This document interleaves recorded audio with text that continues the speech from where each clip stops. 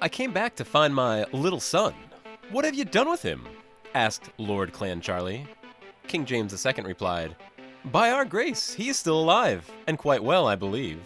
A Compranchico surgeon carved a grin upon his face so that he might laugh forever at his fool of a father. Recognize this movie's quote? Stay tuned to find out or check out the title of this episode of Talking Pictures Trivia. Welcome to Talking Pictures Trivia, the podcast in which a group of geographically challenged friends explore movies through trivia as an excuse to keep their friendships alive.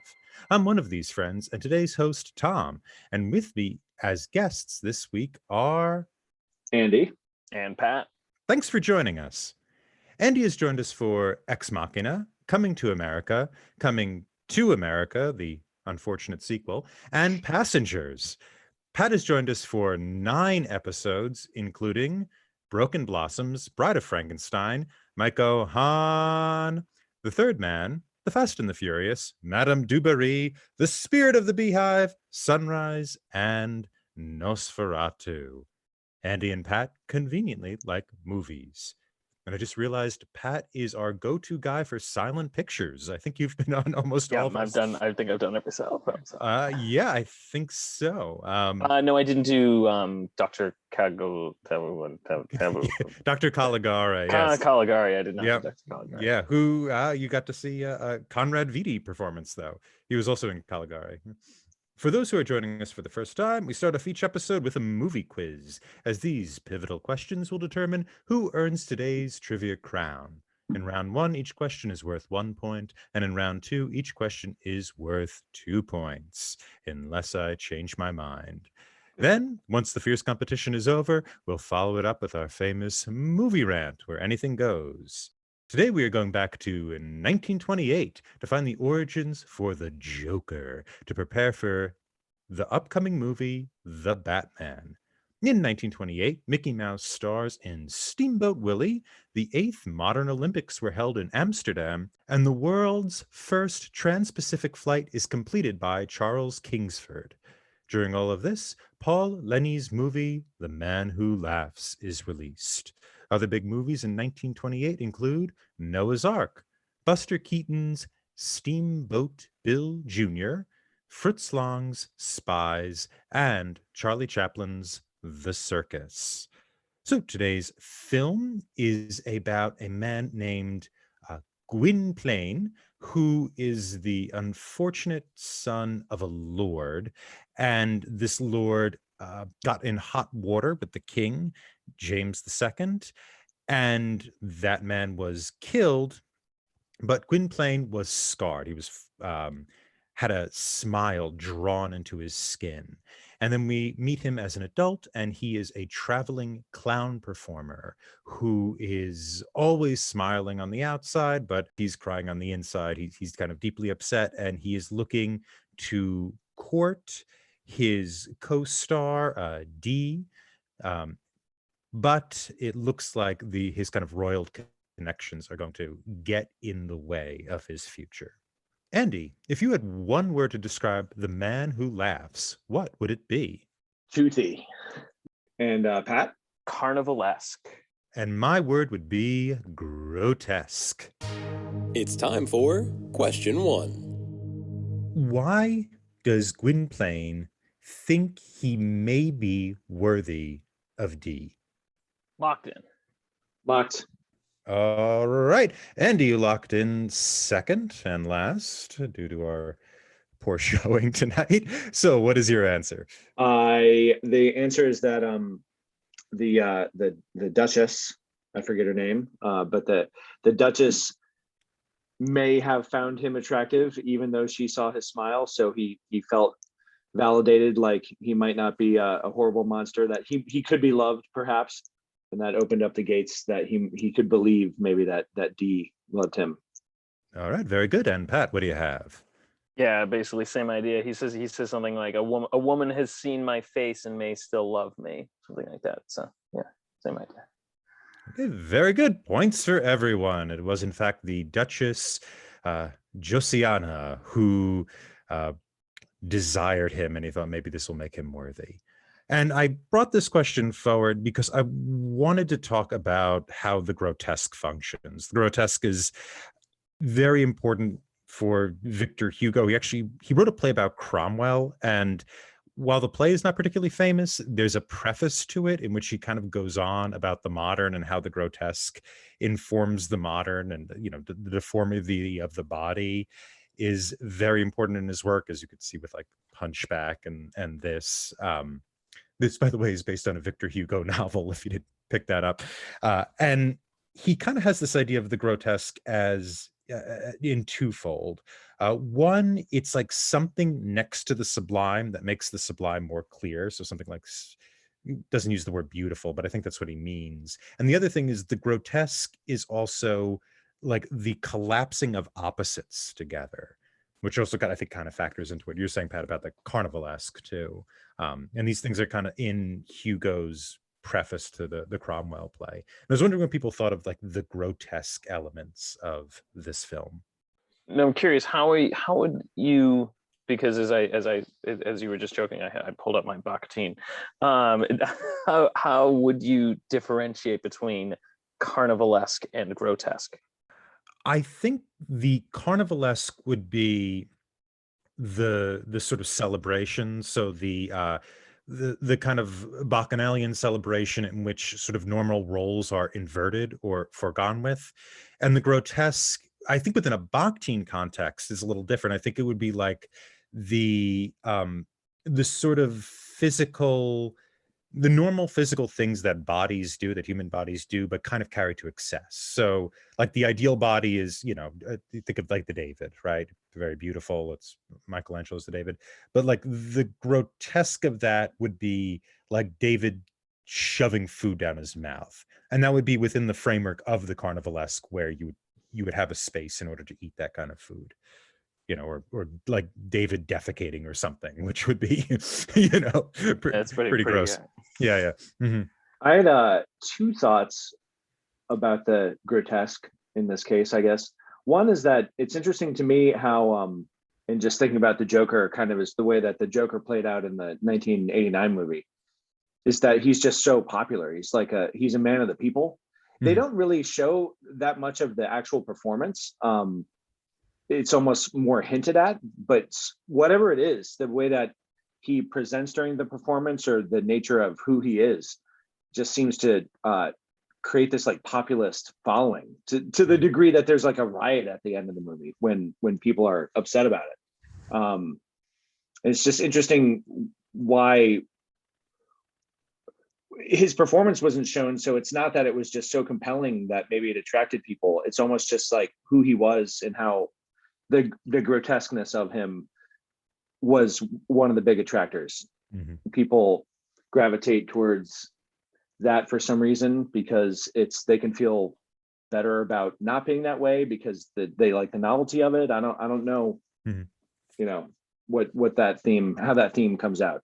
I think it's interesting to bring up the 89 Batman because this character, you're right, has almost more of in common. I mean, he probably has more in common with like Heath Ledger's Joker in the sense that it's sort of this like physically scarred individual, and it even looks like Heath Ledger's the Joker a lot more. But compared to the 89 Batman, but he does have the 89 Batman had much more of that popular appeal and sort of comic aspect that was not in some of the other sort of iterations of the Joker.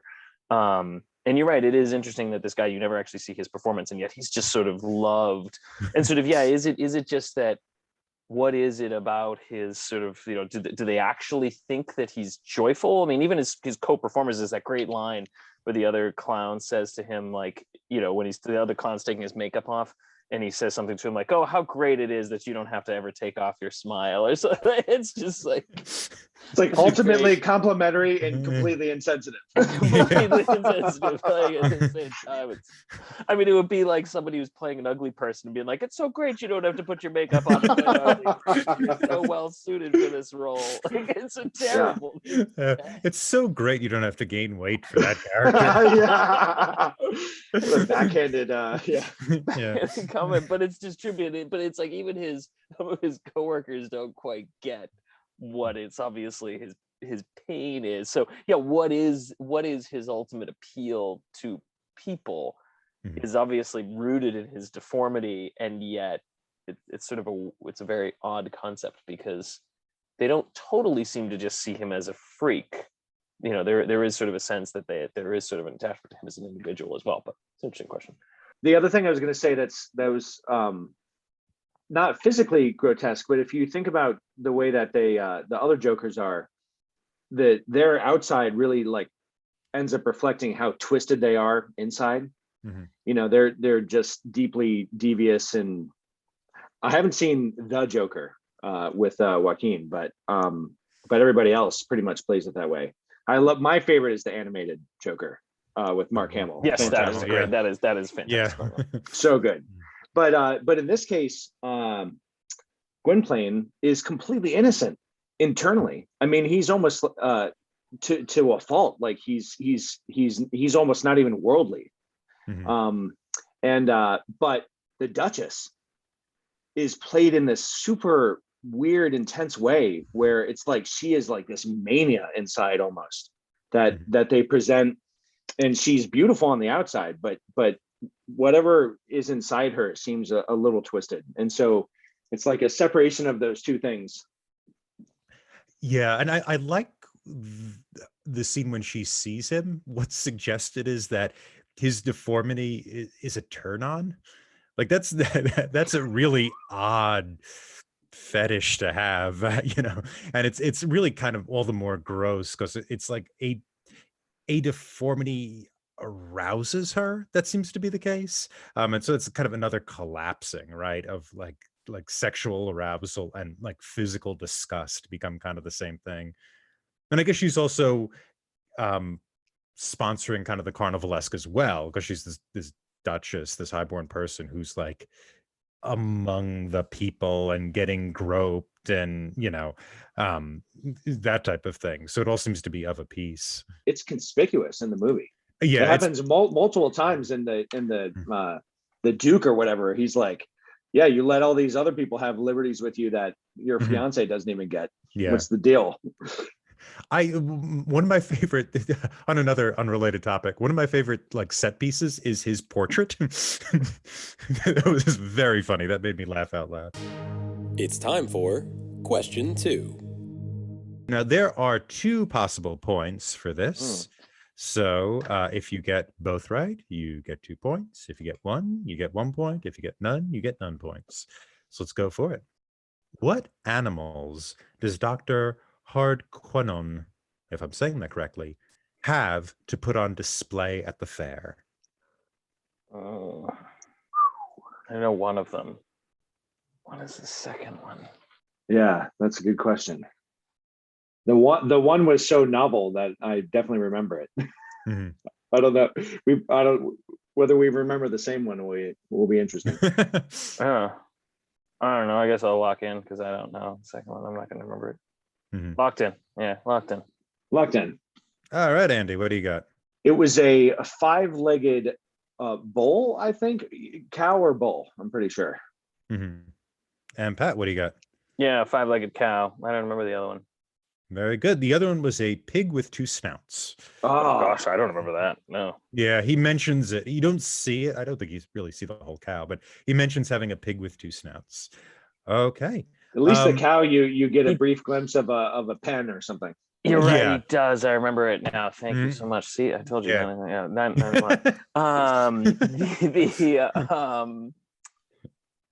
I did remember that because he says to him when he says, "What do you have like in your show?" And he says, "Yeah, I have." I did not remember that, but yeah, I remember it. Okay. Yep, there we go. All right, so I brought this forward. I was bringing this forward to talk about the carnival or the fair, whatever you want to call it. We are free to bring that up again, but we somewhat covered it in the previous question. We want to talk a little bit about the plot, which is I think like somewhat convoluted, somewhat interesting. What did you guys think of that? You mean the plot of the movie, just the general plot of the movie? Yeah. I mean, it struck me as very Victor Hugo. There's lots of. I mean, it's a very 19th century novel. There's lots of, because at first I'd forgotten who Dr. How can we agree how we're going to pronounce it? Dr. Hardquanonne Yeah, sure. That sounds good. Hard quinone. Hardquanone. Yeah. I don't actually know. That sounds it sounds like a French porn star, but I think that's what we'll go with. But it was literally, I'm like, this is the problem with silent movies. I'm like, I don't know how you pronounce Yeah. this name. Like, even with Madame, is it Dubari? I was saying Madame Dubary. for the long. Yeah. I didn't know it was Dubari. So yes, Dr. Hardquanone. That I've forgotten I've forgotten he was the guy who'd performed the surgery in the first place. So I was kind of confused. I'm like, how did he actually know who he was? So it does have that sort of French novel feel where some character that you kind of forgot about sort of shows up much later on and plays some hugely pivotal role in the story. And it wasn't until actually he died that I figured, I'm like, oh, it was that guy. That's who that was. I'd forgotten about him. So it does have that very French novel of like piecing things together, but I didn't think it was that complicated per se. It's sort of there's a bunch of people and they're mistaken and other people's pasts come back, and it had sort of that feel to it. But I didn't think it was that convoluted per se, especially for silent film. And actually, considering how complicated it was, it came across pretty well, I thought. Some of the that stuff I felt just I was trying to pull out the themes or just understand everyone's motivation a little bit more, or why they were included the way that they were, and some of that was maybe a little bit muddy. The queen and her kind of trying to create this forced marriage. The queen was obviously usually upset with the Duchess for being negligent or not paying her the right respect, but then she wanted to force this marriage to keep her in the position. Like, I didn't understand why the queen even cared, really. I got the impression it was sort of a punishment. I think the idea. That's actually better. That was what I got. That makes much more sense. Because the idea I get is that, and I think this is again this kind of collapsing of opposites, is that the people who are in court are just vindictive. It's just the whole thing. They're just absolute. I was going to say something else, but let's go with jerks. And so Queen Anne was slighted, so therefore she's going to force this woman to marry this kind of like deformed guy. It's also I looked up why the Duke in the beginning was killed, because it isn't mentioned at all. I thought they said refused to kiss his hands. He didn't get fealty or whatever. Oh, okay, yeah.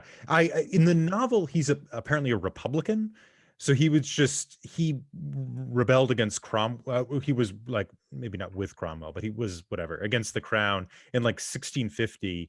And apparently he was just an idiot. Everybody's like, this guy's really stupid. And so he just went to Switzerland after the king came back, and no one cared. Like Charles II had forgotten, but when James took over, James was like extra vindictive and, went at this guy when it was completely useless. And this guy was dumb and there was no reason for it. And so the book is, I think, maybe a little more clear on that. But even in that beginning there, because James doesn't even remember what happened to the son. Right, he's like, yes, we did something to him, and he has to look to the advisor to figure it out. But we compare that with like the people at the fair and whatnot, who are, even though they're rambunctious and I guess not particularly genteel, they're also the only place in the movie where there's any kind of sympathy, and it seems more like physically different somebody is, the more capable of sympathy they are. Yeah, all those people were much more genuine and had sympathy, had love for him. All the court was just a mess of a bit of intrigue and vindictive. I mean, I know it's the 17th century or 16th century. It's the 18th century. 18th century. Yeah. Close.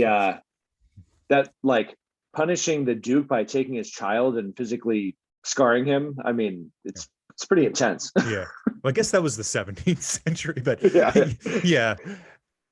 Oh, right. Yeah. It's pretty hard. I think it's just like the idea that it's not necessary to, right? It's in its own way a kind of excess. But that beginning, do you want to talk about that opening 10 minutes or so? Well, it's the thing that is just like actually really disturbing is when they're closing the Iron Maiden and they have those like horns or whatever going, you know, it's like, like that's like seriously disturbing. Yeah. I wasn't sure if you could live in that device for a while if you were really still and it wouldn't like poke you, but I'm not sure because it seemed later like it was a death sentence pretty much.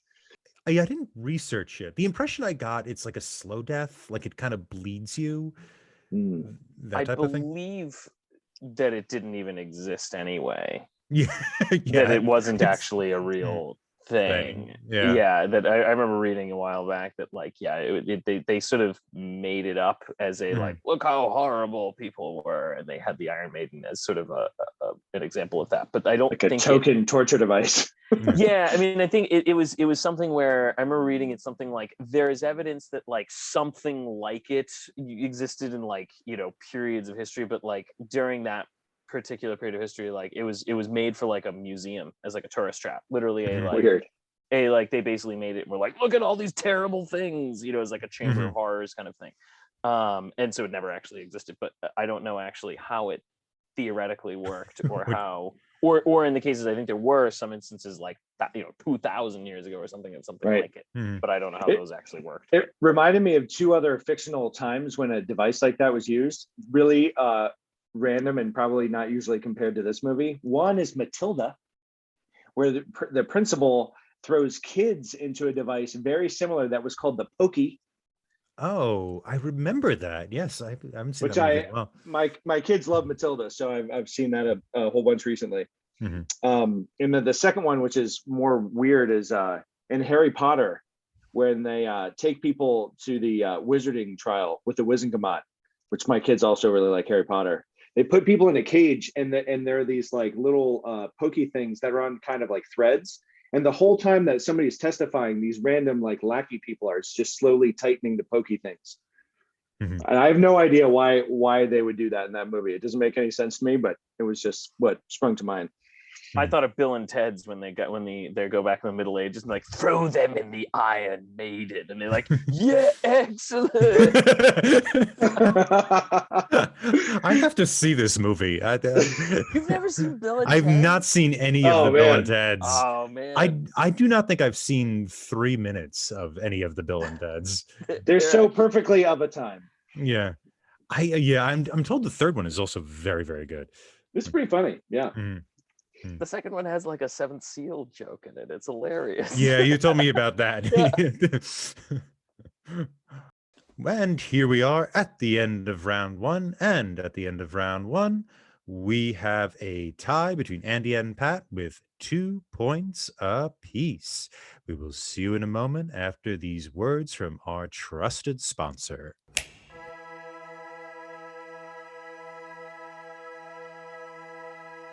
Your friends and family keep getting possessed by the devil or another high-ranking demon. They spit blood, levitate, and destroy whole buildings with just their minds.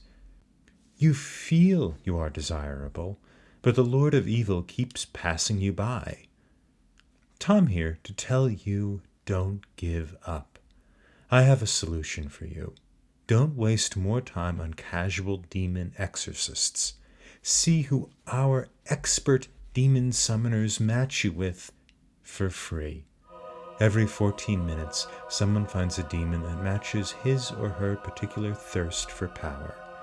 Just go to our website, create a profile, and see what demons are in your area. Find your evil. Speak with an exorcist to see what demon may be best for you. That's e-possession. E-possession. Allow an enemy of the good and true to alter your metaphysical existence today. And we're back. Now we're with our guests here, Andy and Pat, and we're going to ask them a very pivotal question. And I'll start with Andy. Andy, if you could write the sequel to The Man Who Laughs, what would happen? I think this movie ends with them kind of sailing off in their exile, and but maybe in the future, Gwynplaine gains some worldly knowledge and confidence, and they have a triumphant return to England where he gets his seat as a peer in the House of Lords back and starts schooling all the vindictive aristocracy or something. Yeah, I imagine him. He becomes George the First. That's So as and when I was asked this question before, the most important thing you always have to come up with is your elevator pitch. So the first thing is the title. So the title of the film will be The Man Two Laughs. Of course, that'll of course be the title. And again, my elevator pitch will be: you don't have to worry about rights. This is in the public domain, so this will immediately have appeal. It is free, and it has a fantastic title. We are well on our way to a film. And Slam dunk. Yeah, slam dunk. We don't even need to go any further. But I guess the plot, if I had to come up with a plot as well, I would it's going to be Gwynplaine and Dee's son, and his name will be Gwyndy, and so Gwyndy will decide that he's going to get revenge, and he's going to seek out the king's jester whatever it is, whatever his name was, unnecessarily long. the unnecessary evil Barkil Fedro. Barkil Fedro. That's also a medication. There's also a wonderful thing, because what did like Victor Hugo think like English people's names were? Yeah, no, I know. The names are really something. Italian, weird. Anyway, yeah. So he will go to him, and instead he is going to be determined to carve a frown in his face. Instead of a smiley face, he'll carve a frown in his face, but he'll learn the error of his ways by the end. Yeah. Gwynny will learn the error of his ways. Gwyndy. We need to ask the question so I can do my sequel for Titanic, which I think was fantastic. You Titanic. So what's the sequel for Titanic, Pat? Again, it's just the title. That's all you need. It's going to be Titanic 2: The Lusitania. Very good. It's time for question 3. What date was Gwynplaine deserted by the Comprachicos? Locked in. Comprachicos. Oh, I have no idea. So locked in. All right, Andy, what do you got? I have no memory of a specific date other than I don't know. All right. You want to take a guess? Christmas. Okay. December 25th. Pat, what do you got? Oh, I guess I thought we were going for the year. I was going to go with 1690. Okay. I will give Pat 1 point because it was 1690. Yeah, I didn't notice the exact. I only noticed 1690 because King James wasn't king anymore. He wasn't king anymore. He wasn't king. It was weird. Yeah, it was in Ireland. He was in Ireland at the time. Yeah. Like they were like the only people who would acknowledge him. But I mean, the actual date was the 29th of January, 1690. 2 years after King James had left England for the last. That's what I was gonna say. He wasn't king. He was king. He dropped out at 88. That's one of the reasons I noticed that. Yeah, no, I know. It's so Victor Hugo cannot figure out English names or English dates. All right. So I brought this over. We kind of talked about this a little bit, but I want to talk about the style of the movie, which I think is most pronounced in the beginning. The director was known. He was sort of brought in for being an expressionist.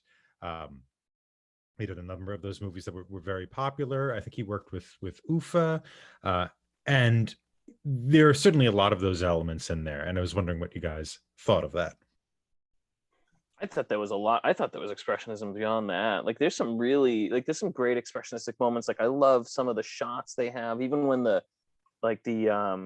have the soldiers come to arrest Gwynplaine or take him away. They have those shots from like the floor, like going up at the officer walking in. Mm-hmm. The other one I thought that was heavily expressionistic, which was I also thought was a really talking about grotesque. I thought that sequence was really disturbing when they're in the theater and they don't want to tell Dee that Gwynplaine is dead.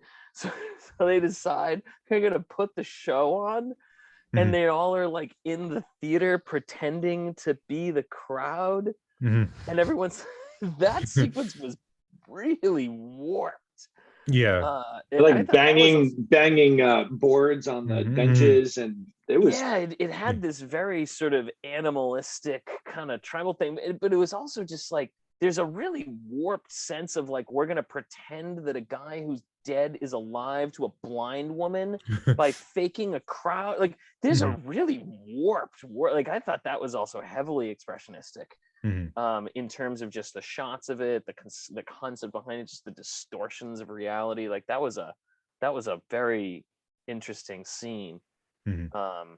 And I agree, there's certainly a lot in the beginning there, but I thought it's quite pronounced even throughout. It's quite interesting.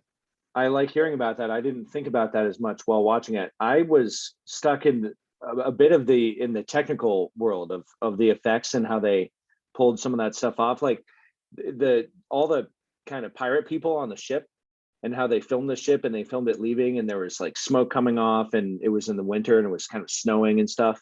And then when the kid Gwynplaine, no, it was yeah, it was him, because he was walking around and he found the baby. But the way that they filmed the snow in his icy jacket, and it was very shiny, and to make it work in the black and white filming, I'm sure was involved a lot of weird special, I mean, yeah, special effects, but really specialized towards that silent movie black and white filming time, and to make it look right. So I was more on the technical side. Yeah, my favorite detail there is the bodies that are hanging. Oh They just yeah. have Forgot about bodies that. hanging everywhere, and like the cliffs of Dover are just littered with corpses for some reason. Yeah, After this, he really didn't like James II. yeah, no, he really he didn't even bother to read his biography. He just hated him all the way through. I thought even the shot of the dead woman in the snow, Mhm. because I'm guessing that was a real person just holding very still, but it had a very disturbing quality to it that was, again, to your point, Andy, I think you're right. They must have done something to make it look right, in the sense that it had a very eerie quality to it. Mhm. Yeah, and that kind of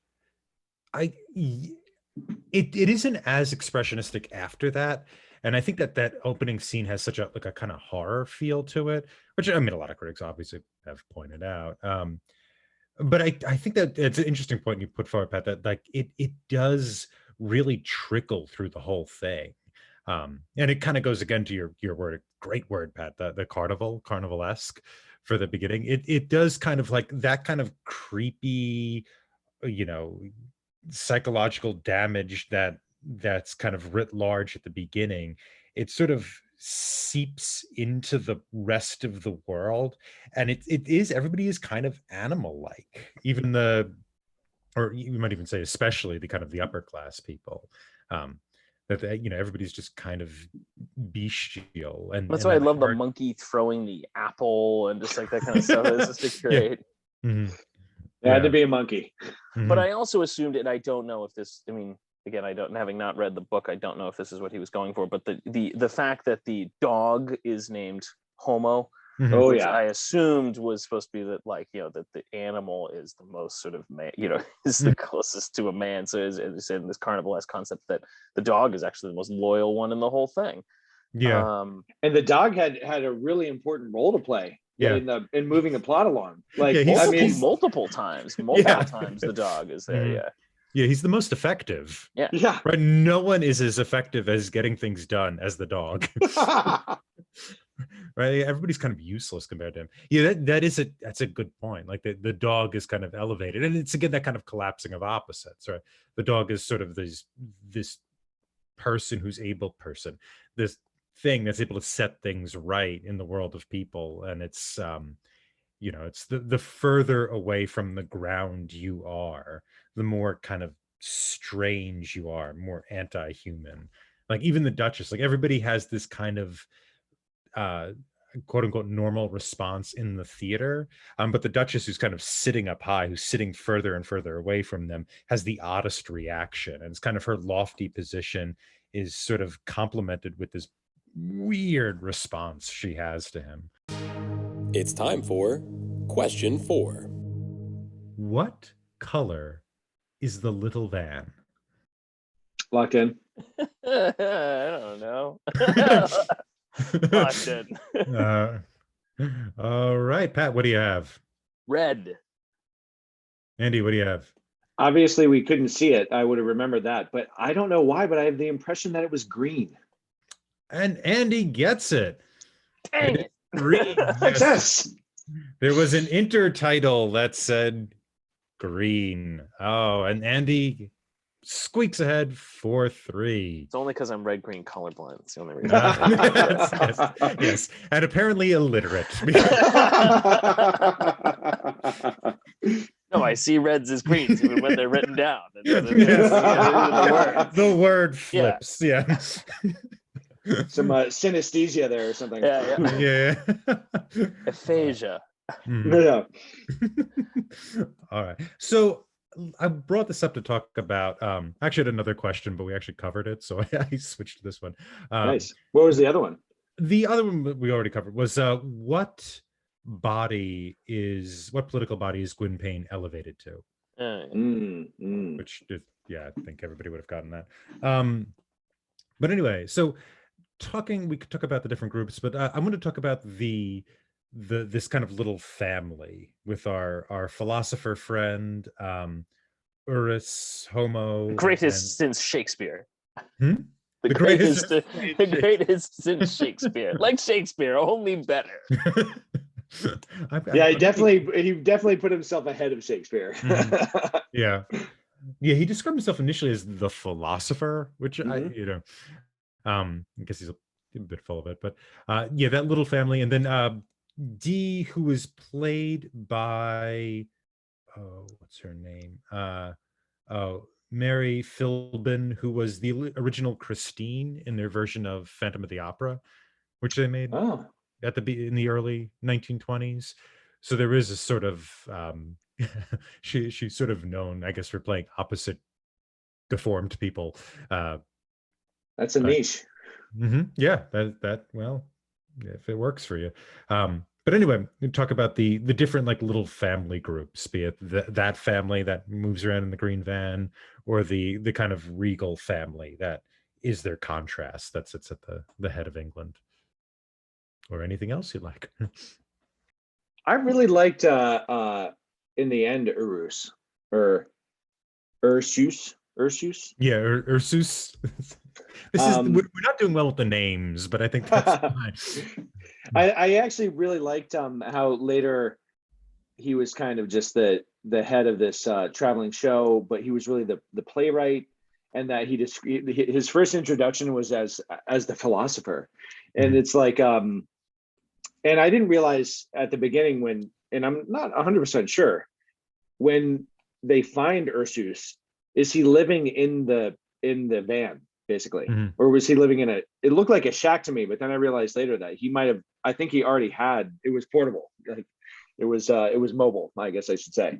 So his life was already maybe kind of nomadic, and for lack of a different career choice to specify, he just thinks he's a man who thinks, like he's just in the world and he's observing, and then he ends up writing about it. And I thought his implied kind of evolution over time was kind of interesting. He was a bit of a dynamic character, and ended up being one of the most caring people in the whole film. I mean, he loved them, and he did a lot of kind of fathering of them.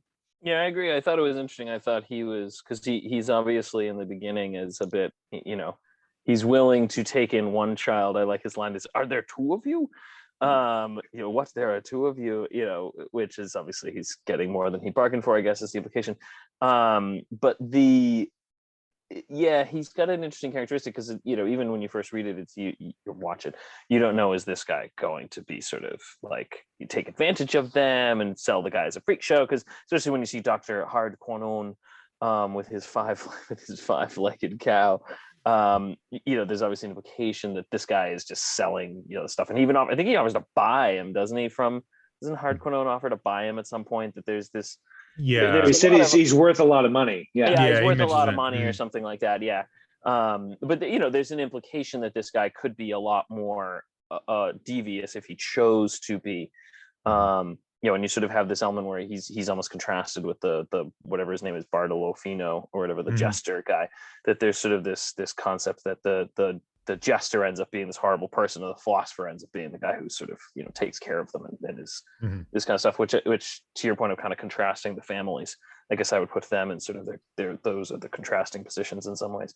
But yeah, it's an interesting that he does, and as you said, like he's the one who sort of does he undergoes probably one of the bigger changes in many ways in the thing. Like most of the other characters are relatively static, but he undergoes quite a bit of change throughout. He's an interesting character. Yeah, I think that's a good point, that he's contrasted not with like the patriarch or the matriarch, but with the jester.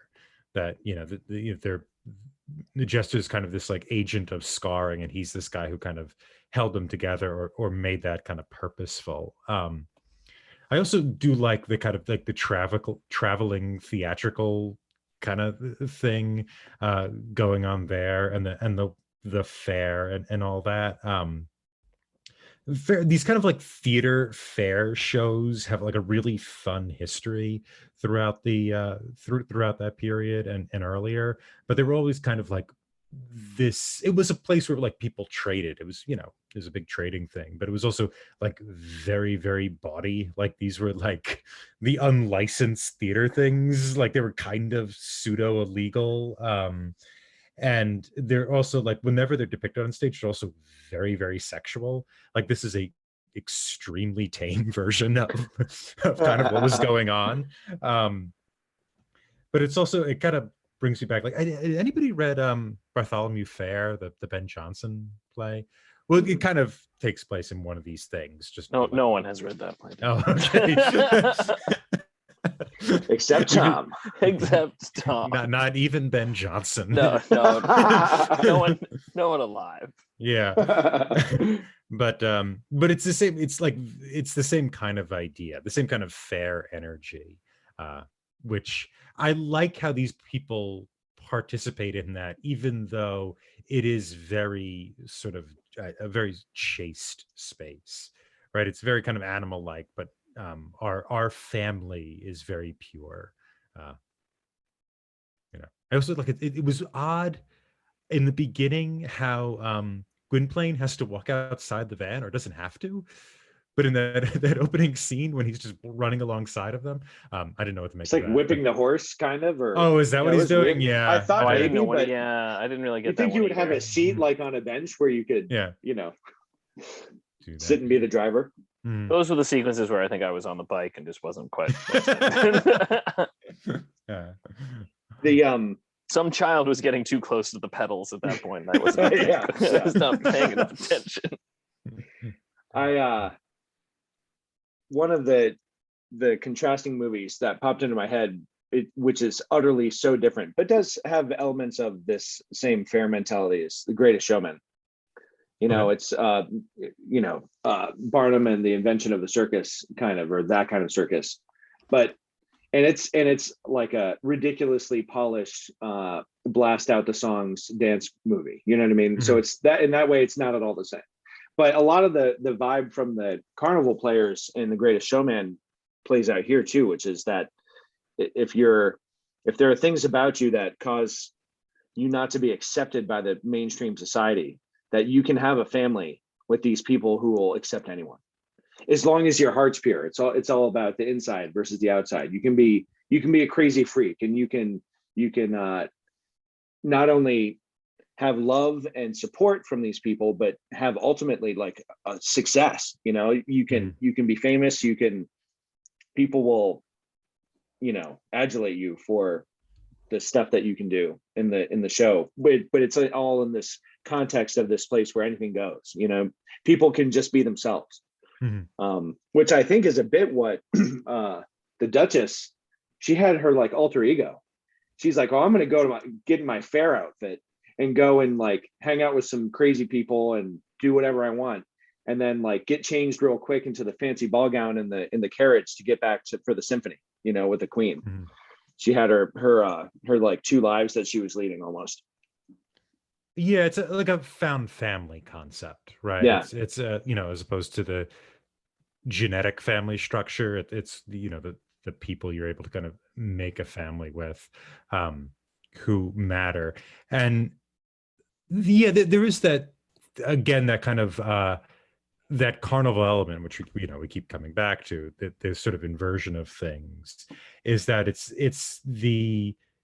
seems to be this like found family that can last, that can endure, that actually has a future, unlike the kind of the genetic families, which we don't actually see, I think, any of the monarchs with a family, right? We don't see Anne or James, even though, I mean, James obviously had children and was one of them, but you don't really get the sense that she's James's daughter. They're sort of isolated individuals within a court. Mm-hmm. And it seems like the sort of privileging of the found family, like you're talking about, where you can have acceptance if, in this case, if your heart's pure, or also if you have a stick you could sell a little bit of show, or a 2-snouted pig or something like that, then you can have, like you're saying, you can have both success and companionship. Because you don't get it at all, right? The sense that James and Anne are actually father-daughter. I actually didn't even remember that. Even historically, I'd kind of forgotten that. Yeah, the monarchs just appear, and they're really only there to fulfill their role. They don't have. I mean, they're a bit vindictive. It's more like just representative of it. They don't seem like real people to me. They seem just like representative of the evil, careless, royal ruling class. Yeah, which they are also. I mean, the villains are pretty black and white. They're if they had mustaches, they would be twirling them. Although if you're the king, and you had any inclination to not be evil, when Barkilphedro has a secret like statue tunnel into your bedchamber, which is wonderful, Todd. Yeah. Of course he does. Of course he has stuff. I watched this with a friend, and we were talking about like how probably common that was, as opposed to weird. Like this idea of, if you were regal, you just didn't have privacy. Like you slept in a room with people who's, like it was a really big deal to like change the monarch. Like people would, hand the monarch different articles of clothes while the person changed. So it was like him like sneaking into the room was probably like, this actually, historically speaking, was probably pretty common. Like there probably just wasn't a lot of privacy. Whisper sweet evil nothings into the king's ear while he's sleeping. Yeah. There's a little, I don't know. I thought it was great. I love this, like poking him. Yeah. And then, like the king's eyes. Like, it's great. Yeah. It's great. Mm-hmm. Yeah. I do also like how stupid the king is. He's unlike Anne, who seems to have some sort of devious intelligence. It's time for Movie Rant. So you guys, having been much more exposed to silent movies, especially both of you, one thing that struck me about this was the score. And I know that silent movies frequently had I think a live performer maybe, but I waited because I didn't know if it was at all original. And then very close to the end, I heard what I thought to be synthesizer, and I was like, that doesn't seem right. But I mean, and then I saw at the very end that it was recorded by like a movie silent movies something, silent movie studio or something. It was. I can answer that if that I don't know. When was that recorded? Do you know? It was recorded contemporaneous. Yeah. So there was a technique. I don't know, Pat, if this is what you're going to say. Yeah, that's exactly. Okay, go for it. Go for it. Mm-hmm. No, I was just going to say, I think it's fascinating that the sound, I think, is really interesting in this movie, because I had the exact same reaction, and my reaction was more with because as Tom has noted on some of the other ones, sometimes you have the diegetic sounds. Correct, Tom? Am I correct? Yes, that's inside the context of the film. Yeah. So sometimes they had a little mix. Yeah, so sometimes you have like you'll have the soundtrack and everything like that will be going with it, and obviously those were being played live usually with it. But like a bell will be rung and a bell will ring in the orchestra. Like like that's the diegetic sound. So sometimes you get those things. But I thought it was and I didn't, again, knowing nothing about this movie.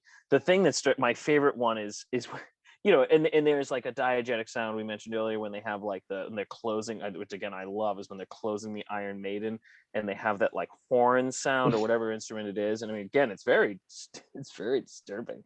But then I noticed I love the five-legged cow, because I love that they sort of have this like rabble sound going on in the background.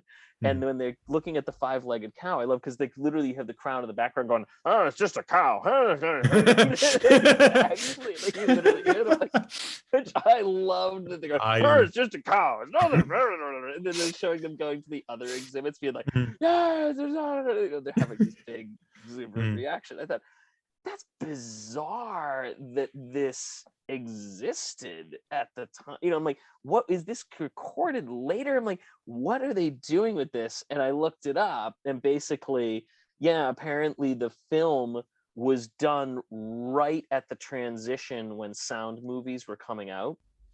And so they delayed the release of the movie for a year so that they could go back. And obviously they can't record dialogue on it. Like, that was way too difficult to try to splice in dialogue. It would have just looked like ridiculous.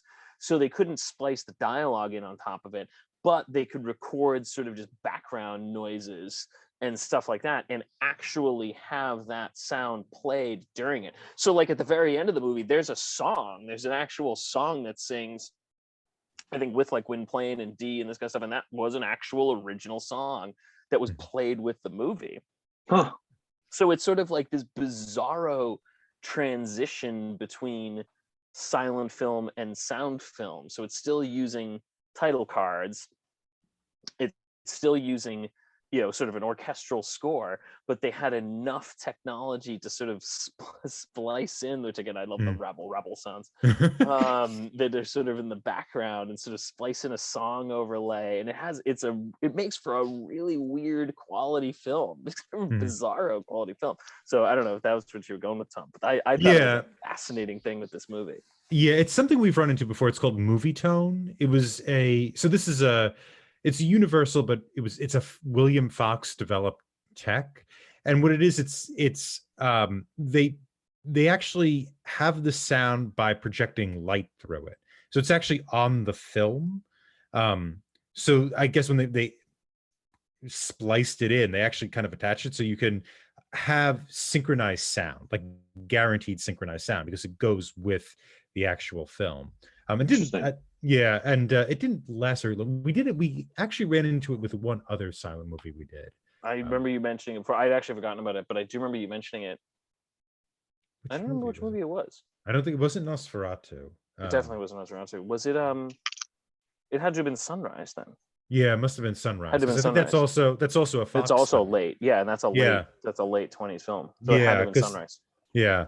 But it's like a really interesting thing. And apparently if you get the light right, like with certain LED projectors, you can still make it work. Like that old film will still like have the sound. But the sound, like the rabble thing, does have a kind of, it's just a cow. Yeah. Just a cow. It's funny, I didn't recognize that there, because well, it's a silent movie, but I'm not used to movies with no dialogue. You didn't really have to listen to it. I mean, I obviously was giving you some of the emotional tenor and stuff like that, but you didn't need it for the plot. But maybe I didn't catch that there were a couple words.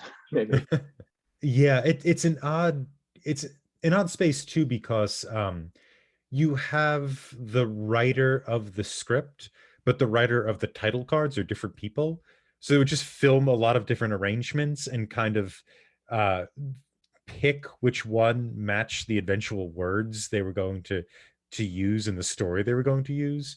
So there's a lot of like I don't call it mismatches, but a lot of purposeful vagueness, possibly. But There's a lot of time of acting with no title card. mhm. I thought. I mean, Yeah, I'm used to few. dialogue heavy movies, and Mhm. there's a lot of lack of dialogue sometimes. Yeah, I mean, I think especially by this point in time, that title cards were sort of seen as like a crutch. Like you were supposed to do movies with as few title cards as possible. Mhm. And so I suspect To show the story visually, kind of. Yeah, I think it was sort of like, if you can't get away, and that's why like there certainly are certain sequences where like you can tell they're talking to one another, but you don't you get it, like we know what they're saying essentially. So you didn't need them, and I think that was the idea, was that like if you're using a title card, you're sort of quote unquote failed, you know, at telling the story. Like you shouldn't have needed to. Not again, it's like I don't think You don't need the exposition. Yeah, I think it was like you know, obviously they knew they needed them, but what was the movie? Did we watch it? What's the movie that only has like 3 title cards? Wasn't there some movie that was like ridiculously few? Yeah, I don't know if we watched it in here. I don't know. Because I think we talked about it with Nosferatu. No, yeah. Because remember, it might have been Sunrise. Sunrise is very. I think it might have been Sunrise, because I think we talked about it even when we watched Nosferatu, because Nosferatu has like a billion title cards. Yeah, it's pretty. It has a lot more text. Yeah. It has a lot more text, and you know, there's like some of the later ones, they were basically like, no, we try to use as few as we possibly can. I know there was a bet with Chaplin and Buster Keaton, like who can use fewer title cards. That was what it was. We did. That was what it was. We were talking about. Yeah. And I think that was when I pointed out that, and I think I pointed out that there's the great there used to be an Academy Award for title cards. There was actually it was given for like 2 years. It was given for like 2 years. There was an Academy Award for title cards. Amazing. Yeah, very good. So another thing we didn't talk about, actually, the performance. What's his name? Conrad, and his weird mouth. Is he like, actually, I mean, like, did they like tack his mouth up or something? Because how could he? I mean, like, how do you do that for a whole film? It wasn't tacked up. It was it was put on. Apparently, it's like prosthetics. Okay. Because it was the guy was good Jack. Prosthetics. Yeah, Jack Pierce, who is also the guy who came up with Frankenstein, the aesthetic, the Boris Karloff aesthetic of Frankenstein that we all know and love. Frankenstein's monster. Tom. Frankenstein's monster. Oh. Though to be fair, he might have done the makeup for Frankenstein too. This is also true. This is also true. As long as we're being, you don't know what I love. Might as well take a seat.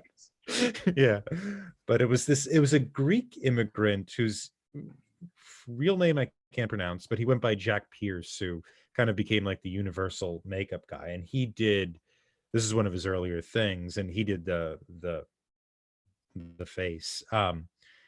But yeah, apparently he was not Pierce, sorry, but Conrad Veidt, who apparently was like the scene when he gets appointed to the House of Lords and kind of rejects them. Apparently he got a standing ovation from the extras after doing that scene. And whatnot. But he has made an appearance on Talking Pictures Trivia before in The Cabinet of Dr. Caligari. He played the monster in that film, non-grinning, but I was going to say, from a performance perspective, his facial expressions, especially and they did it a whole bunch of times where he had the trope of hiding his mouth or not hiding it, like the reveal kind of, with scarves, and he had like this almost nervous tick of slowly putting his hands in front of his face. But when in the close-ups of him when he was doing that, I really thought that he had like an exquisite pain. You know, he's smiling, but the intensity of the pain that was also showing through, and he's trying to maintain as much of a demeanor maybe as he can, but he's kind of horrified with himself, and but there was a lot of dimension in that. Yeah, it struck me as like this seems like it's almost like a mime. Like it had that very mime quality, and it struck me that this movie is like, and I don't think you could do this movie with dialogue, with sound. Like I don't think it would work. Like if you had him like actually speaking, I don't think it would work. Like I think it would become almost comic, because there's no way that this guy could, it would become ridiculous hearing him actually hearing him speak. And yet the way that like that performance actually works, and particularly in that House of the Lords one, like it's sort of the idea of like a character standing up there with that kind of face, sort of like pointing and shouting and being like, I am a man, like that sort of, it has that elephant man kind of quality to it, which is something to be said about that, the fact that like the only way to sort of portray these characters is sort of with this sort of surrealistic kind of expressionistic style. But I think that it wouldn't work if you tried to do this film with sound. It's one of the only silent movies I think that is improved by not have. I mean, I've never seen The Artist, but it's a silent movie. It's actually improved by not having sound and dialogue. I think it wouldn't work if you had that. I think it's better without it. Well, you would immediately have this choice about how to make him sound, because really, like his smile is the only thing that's wrong with him. Otherwise, he's basically a kind of a regular guy for the most part. It seems like a little shy maybe or something. But I mean, like Mark Hamill, well, he was the voice. I mean, they drew the Joker the certain way that they did, and that's really has it just outsized the drawing of it. But Mark Hamill's laugh is what makes it. But it's so extreme because he's completely unhinged. But this guy is not unhinged. I mean, he's basically psychologically, I think he's in pain, but otherwise one of the least damaged people. So what would you make him sound normal, or would you make him have a crazy voice? I wouldn't do it. And I guess that's my thing is like, yeah, that's why I wouldn't bother. I think it works better if you just don't have to make that choice. I think if you did, you'd almost have to make him sound normal, I guess, for the way that the character acts, but that would just look weird. Like there'd be something there'd be just something, I think audio, that's what I think audio doesn't work for this movie. I think it works better without, Tom, I think you and I were talking about the last movie. Was it Nosferatu. We're saying like sort of the idea of like tone poems, that sometimes telling stories in silent films gets a bit awkward because of just sort of the hurdles. And I think this one just works better, is one of the only ones I've seen that works better without sound. I don't think it would work if you put sound on it. Yeah. I really don't. That's interesting, because normally the mime, like you see like a mime, I haven't seen that much mime performances, but I guess it's the, I mean, you could probably speak this better than I can, but of like, I guess like the mime is sort of what, like the outline of a person, and you kind of cast your own ideas upon it. Is that how typically? Because that's what I got. You got that kind of from him, but you also had this. But he was also very deeply. The performance was also deeply personalized. So there seems to be again this like contrast of there's this sort of surface that you can impose things on, and then clearly that surface is betraying what's beneath it. But I suppose I don't know that much about mime to comment intelligently.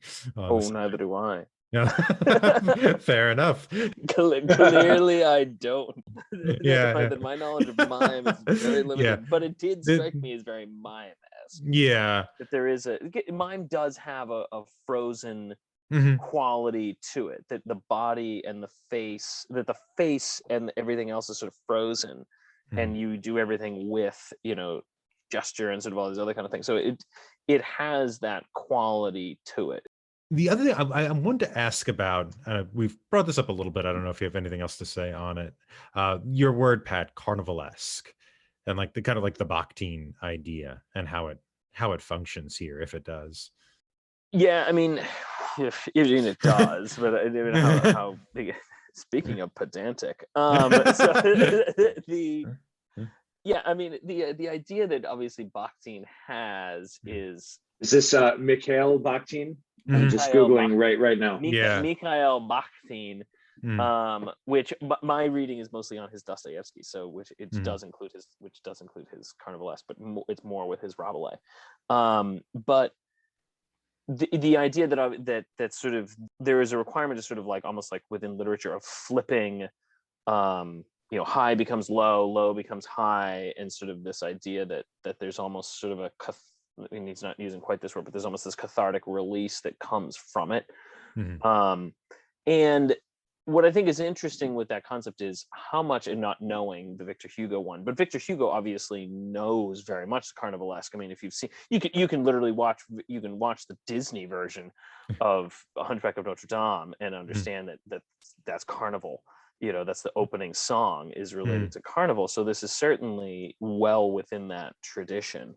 And so I don't know quite how it works though as a romance, because this is a romantic film in which ultimately everything sort of, and which I guess is Carnivalesque. Carnivalesque has to be temporary. It can't be a permanent sort of reversal of roles. And ultimately everyone does sort of end up exactly back where they were supposed to be. The queen is still the queen, and they're still low peasants, and they run off their very way. Realistically, the only one who doesn't end up sort of in his original quote unquote original role is actually Gwyn, whatever his name is, Gwynplaine. Gwynplaine, because he is supposed to be the son of a noble and does not. He rejects that and ends up somewhere else. He's really the only one who doesn't actually end up where his social role would place him. Yeah, the inversion lasts. Yeah, that's the only inversion of the Carnival that actually lasts. Because even someone like Bard, I don't know the names. Bard. That's Bard. The Barkilphedro. Barkilphedro. He has this element though too, because he's supposed to be a jester, but he's clearly not very funny. There's this sort of reversal, but he's sort of, does he fall from grace or no? Does he stay where he was? I think he stays where he was. I don't think anything bad happens to him. Doesn't the dog kill him? Oh, that's right. The dog like attacks his throat. The dog kills him, and then he falls in the water and basically drowns. So that actually is exactly. So I feel like everybody sort of ends up back where they were supposed to, except Gwynplaine. He's the only one who ends up sort of in a permanent state of Carnivalesque, which is an interesting. I mean, I'm just making this up as I go. Yeah, that's fine. But I think that's an interesting point, that he's really the only one that ends up permanently, as Disney would say, topsy-turvy. I think I'm the only one that liked Hunchback. I actually haven't seen it. Oh, it's one of the few Disney that I haven't seen. I want to watch it. It's one of my favorites from that era. I think it's actually like a really good one. But I don't they used one of that main song in a lot of the fireworks spectacular shows that they have, and I really love that song. It plays well when they include it in a big montage, and it's very dramatic. But I should check out the movie itself. The contrast when he goes and like how bad the House or the House of Lords or Peers is to him, the way that they, I mean, obviously they don't have any respect for him, so they're just all laughing, but the way that they portray all of the lords as just being completely base, essentially, like they have there's no decorum really there. They're having a riot about him the same way that the carnival folk have a riot when the soldiers come and they're invading they're taking their space and they're taking their show. They behave worse. I mean, it's like it has it's not a good portrayal of anybody from that class. What's fascinating about it is it plays off of, because there's the scene which is interesting, because you're right, I hadn't really compared it, but the scene I would compare it to is the scene when Gwynplaine's actually performing and the crowd is sort of cheering with him and yelling, and they're sort of being like, yeah, bring Gwynplaine, and yet both of them sort of bring him pain, like no matter what, even they're laughing sort of like I'm not laughing at you, I'm laughing with you. We're all laughing at him. And yet the House of Lords scene obviously feels much meaner. That's a much crueler sequence. Is it laughing and then love, or laughing and then disdain? Yeah, what is Yeah. does it, I don't even remember, does it matter to him, or what, how does that end? I think he ends up kind of like doing the, like you said, the elephant man, that I'm a man and I'm not going to marry her. That's what he ends up doing. And then he has to like run away because I suppose it's going to be a shotgun wedding of sorts, if they had shotguns, a lance wedding. And They had guns. They had guns. do they have They had shotguns? blunderbuss. They had a blunderbuss. Yeah. It's a blunderbuss. It's a blunderbuss wedding. Basically a shotgun. Yeah. Yeah, it's the closest. Yeah. Yeah, it's pretty close. More or less. Yeah. But yeah, that's what he ends up kind of rejecting them. And I think they're also laughing at the idea of him marrying this woman, which is, very it is kind of ultimately kind of gross, right? That sort of wedding, and not just because he's physically deformed, but the whole thing is. And so I think and he ends up like lifting up the napkin and putting it over his eyes instead of his mouth. That one point, yeah, that's the change there. And that's when he kind of declares I am a man, and then he's not going to marry her. And then they get angry at him because he's defying the queen. And that's the one thing you can't do. They can see his mouth. They can see who he really is, and he doesn't want to see any of them. Yeah. He's done with them. It's a whole comment on 1848. Like the whole thing was intended for the 1848 French Revolution, which is why probably everybody's name sounds so French in this. For Victor Hugo, I'm assuming. Yeah, for Hugo. Yeah. It was who was king then? It was just go with Louis. You get a good shot at it. It wasn't a Louis. I know it was. It's like Charles the Ninth or something like that. Yeah, but that's apparently what the whole book is supposed to be. It was like his kind of hand waving at the French aristocracy. The only little thing is, and we touched on it briefly, but what outsized role the dog has. First of all, the dog is named like man, basically. Mm-hmm. And he has these penultimate plot movements where he does rescuing, and he kills Barkilphedro. Mm-hmm. I mean, those are huge, important like moving the plot forward. Mm-hmm. So it can't be a coincidence, right? I mean, it's like he has that outsized role on purpose. My reading of it is that this is sort of that what's going on here, why it's like grotesque, is that you're and why it's also kind of like I gravitated towards Pat's word about Carnival, is that like it's a moral inversion. Like this space, when we go and watch this movie, it's like it's people have the same roles at the beginning and at the end, like you were mentioning, Pat, for the most part. But throughout the thing, there is a sort of, what the grotesque gives us is it makes us see that there's that who's high is actually kind of ethically low, and vice versa, which is a pretty common trope. But I think with the dog, it becomes very, very clear, because it's like he is the most human and the most active in pursuit of the quote unquote good, even though he's not human. He's the one character who isn't a human being. And so that's kind of my reading, and why Gwynplaine is a degraded person. He's physically degraded as a person, but he's also has the most humanity. And it's the same with Dee. Dee has maybe not the most, maybe they share the most humanity. I don't know. I don't know how that contest works, but she's also kind of physically disabled, but she has that kind of inner light. And so I think the dog is kind of consistent with that trope, which isn't overly unique. That's not a phrase. It isn't unique, but it's still interesting. Oh, I'm sorry, Pat, but I'd like to once again congratulate our winner of the week, Andy. And if it makes you feel better, you guys did answer the same amount of questions correct.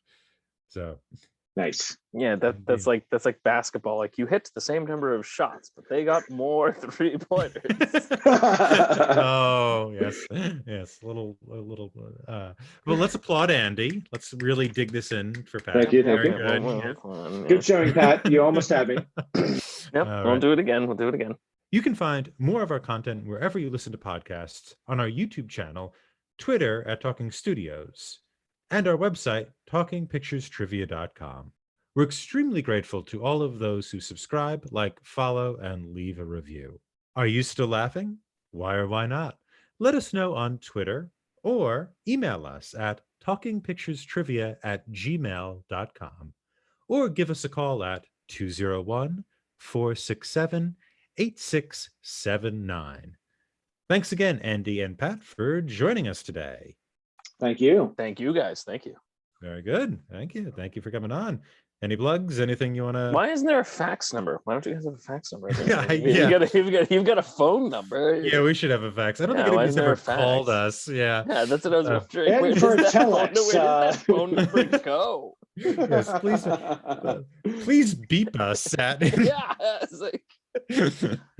All right. You can find me on Twitter at ThomasLehman15. I know it's been 6 weeks since our last B-side, but we have at least one coming up. So I promise the B-sides will be coming back. You can find the right now absent Nick on Twitter at the Nicknamed. And join us next time when we discuss Nick's recommendation from 2019, Joker. Stay tuned for our first impressions of this film. Ding, ding, ding, ding, ding.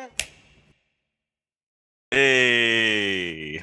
Next week, we'll be discussing Joker. Tom, how was your watch? God. All right. So I watched this movie when it I don't know, when it first came out on HBO, because I certainly wasn't going to the theaters for this. And so the chaos, the discussion on this movie from my friends on the left was this was an apology to incels. The chaos from my friends on the right was this was a movie that said we need more mental health funding or some crap like that. And so I went into this movie thinking there's this kind of combat of different political positions, and it was really significant. And the movie is so effing trite, and the kind of expressions or positions that the movie supports, or the positions anyone in any kind of from any kind of perspective could take, that I couldn't stand it. I couldn't imagine that people could be upset about a position this movie takes when it's so undefined in terms of an actual belief someone might have. It drove me up a damn wall trying to watch this film. And I'm sorry, I hated the performance. I hated this sweaty, weight loss effort that he made to embody this character, and the way he ran was such a performative thing. It would, Save it was so something for put the episode, on. Tom. Sorry. And the kind of yellow filter that was reminiscent of Taxi Driver but had about 1% of the subtlety, it all drove me kind of up a damn wall. And I think part of it was this kind of the conversation that was going on and among people at the time, amongst different periodicals and whatnot, which you could go online and find what they were saying. But part of that actually informed my response a lot, because I could not imagine people being this upset over a movie. I think that's what maybe pushed me over the edge. But anyway, I will stop now. So I loved it in conclusion. And so I'll turn it over, I think, to Ragnar. Ragnar, what did you think?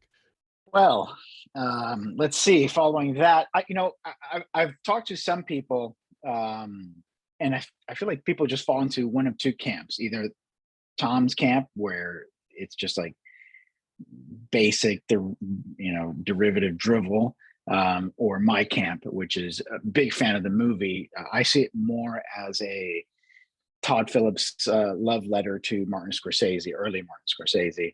And I enjoyed it in that regard. I thought it was very, very interesting. I've seen it twice. It hooked me both times. Yes, the homage turns to imitation a lot, but I think seeing Todd Phillips' previous work, I think this movie is far better than it has any right to be. I don't think he's a very good filmmaker, and so I was blown away by this compared to what I was expecting. How about yourself, Kevin? Yeah, I don't think I have anything quite as deep as you guys, but I don't know. I guess I'm aware of the opinions that various people had about it. Like Tom said, I really didn't think it took on the mantle of any of those opinions. I think, I don't know, maybe it intended to, but to my eye, it just kind of said, here's the way some stuff is, rather than having an opinion about it. It just seemed to put it out there.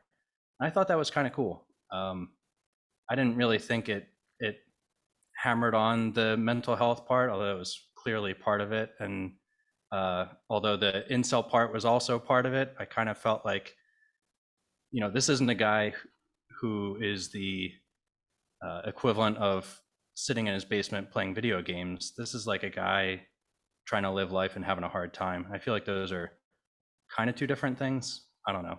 I could see how maybe somebody would think that that's an incel kind of reference, but I didn't really get it.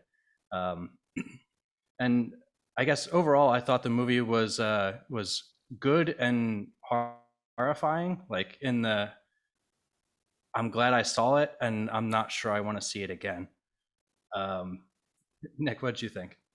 I definitely didn't have all the baggage that Tom may have brought into this film. I saw it clean, fresh, no opinions. Most of the things you're talking about, I did not go into the interwebs and explore. Okay, I just took the movie for what it was, and I actually enjoyed his plight, his challenges. I felt bad for this guy, even when he was starting to do things that were clearly not the right thing to do.